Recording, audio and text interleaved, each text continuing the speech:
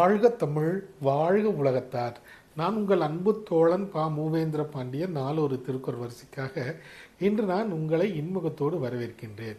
இன்றைய பொழுதில் நாம் பொருட்பாலில் 75வது அதிகாரமாக உள்ள அரண் என்ற அதிகார தலைப்பின் கீழ் அமையப்பெற்ற 743வது திருக்குறளை பற்றி அறியப் போகின்றோம்.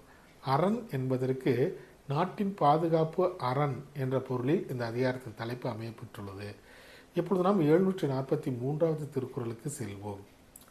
உயர்வு, அகலம், திண்மை, அருமை இந்நான்கின் அமைவு அரண் என்றுரைக்கும் நூல். உயர்வு, அகலம், திண்மை, அருமை இந்நான்கின் அமைவு அரண் என்றுரைக்கும் நூல். இத்திருக்குறளுக்கான பொருள் என்னவென்பதை இப்போது நாம் காண்போம். மிகுந்த உயரம், போதிய அகலம், நல்ல உறுதி, பகைவரால் அழிக்க முடியாத அருமை இந்நான்கையும் உடையதே சிறந்த அரண் என்று நூலோர்கள் கூறுவார்கள்.